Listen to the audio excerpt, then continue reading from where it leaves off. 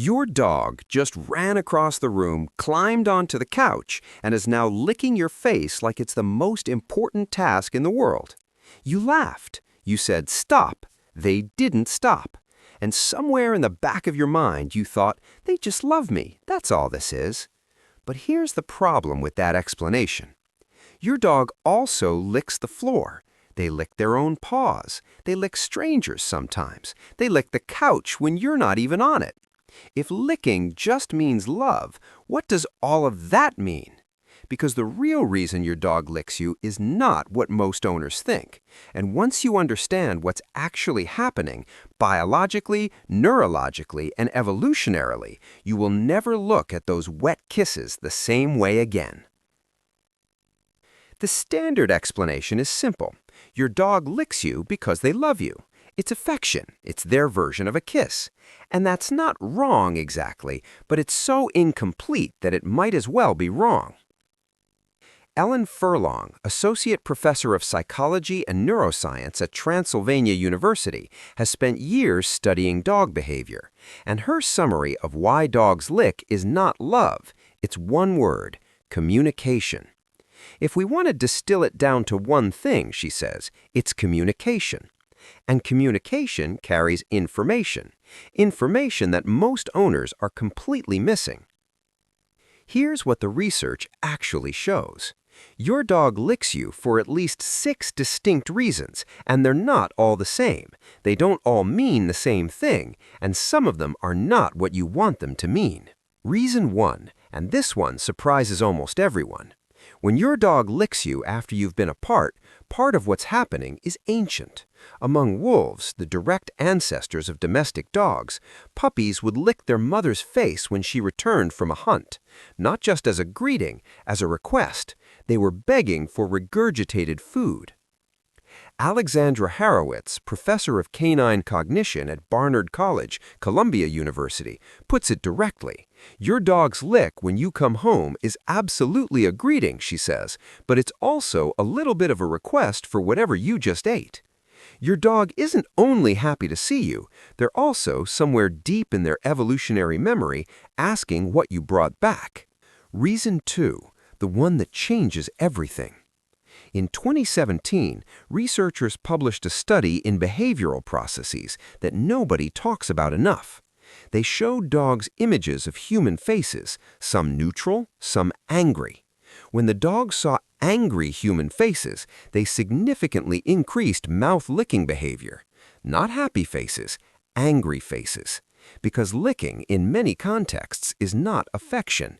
It's appeasement. It's your dog saying, "I see that you're upset. I am not a threat. Please don't be angry." That lick when you raise your voice, that's not love. That's your dog trying to de-escalate.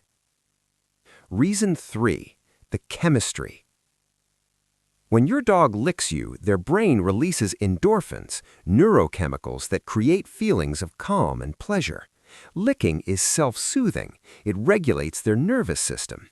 And when they lick you specifically, oxytocin releases in both of you simultaneously, the same bonding hormone that floods a mother's brain when she holds her newborn. So yes, sometimes licking is love, in the most literal neurochemical sense of that word. Reason 4, the one most owners miss entirely. Your dog is tasting you. Your skin carries chemical information, cortisol from stress, hormonal changes, salt from sweat, traces of everything you've touched and eaten and felt that day. Dogs process scent and taste at a level humans find almost impossible to imagine. When your dog licks your hands after you come home from work, they're not just greeting you, they're reading you, running a chemical scan, finding out what kind of day you had before you've said a single word. Here's the part most owners get completely wrong, and it matters. Not all licks are the same, and one specific type of lick is being misread by almost every dog owner on the planet. Canine researchers and trainers call it the lick to dismiss. It looks like affection, it feels like affection, but it's the opposite. Here's how to tell the difference. A greeting lick comes with loose, wiggly body language, relaxed posture, energetic movement. The whole dog is involved. A dismissal lick is different. It's brief, 1 or 2 licks, perfunctory, and it comes with a stiff body, attempts to turn away, visible white of the eyes, a dog that is trying to redirect you, to create space, to say, "Please stop, I'm uncomfortable." If you've ever held your dog's face and kissed them while they gave you a quick lick and turned away, that wasn't love returned. That was your dog politely asking you to stop. And almost nobody knows this. Here's what all of this actually means. Your dog licks you to greet you, to appease you, to bond with you, to taste you, to read you, to soothe themselves, and sometimes to ask you for space.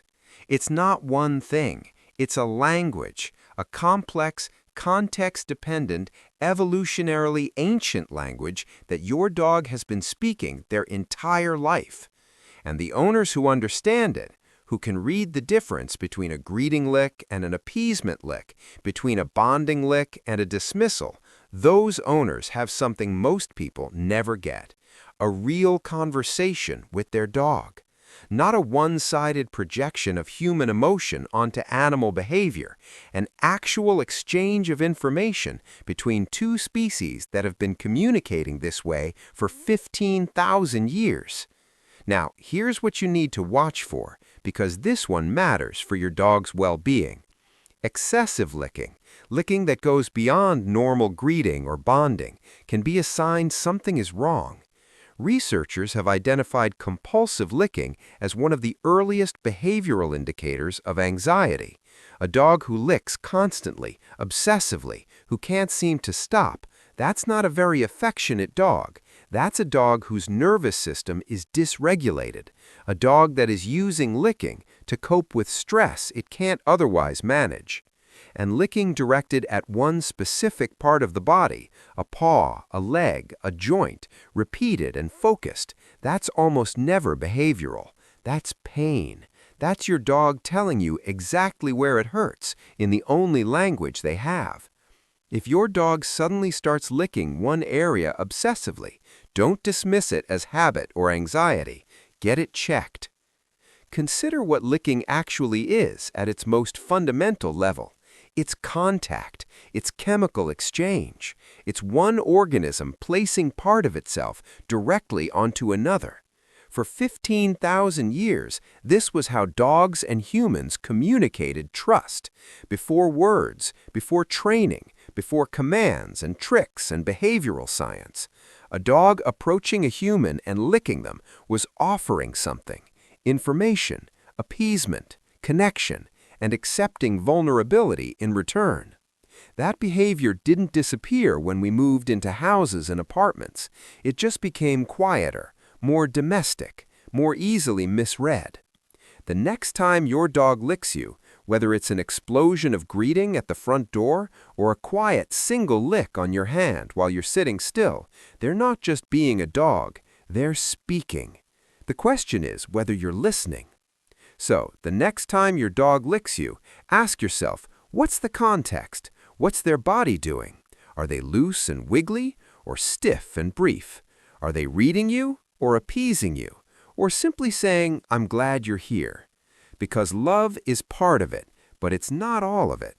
And the owners who understand the difference, who can hear the whole sentence instead of just the word they wanted to hear, those are the owners whose dogs feel genuinely understood.